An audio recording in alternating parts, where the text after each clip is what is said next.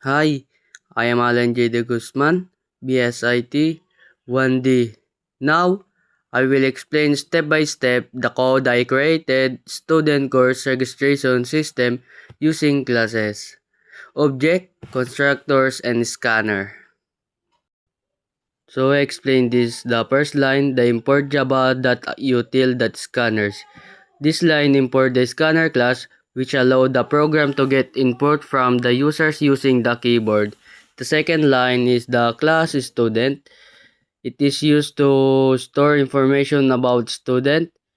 This is it is contains four variables: the student name, the student ID number, the course or program of the student, and the student age.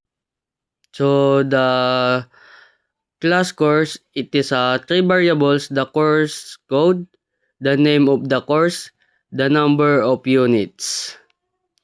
So the public registration system, this is main, the class where the program runs, and the scanner input, new scanner system in. This create a scanner object called input, the reads user input from the keyboard. So creating object is object for student 1 and the object for student 2 and then object for the course. Object is store the data entered by the user. So the getting input for student 1, the example, the program asks user to enter the student 1 name, student 1 ID, program age. The values are stored in object S1. So getting input for student 2, the program asks the same information for student 2 and store in the object S2. So getting course information, the program asks the user to enter course code, course title, units. These values are stored in object C.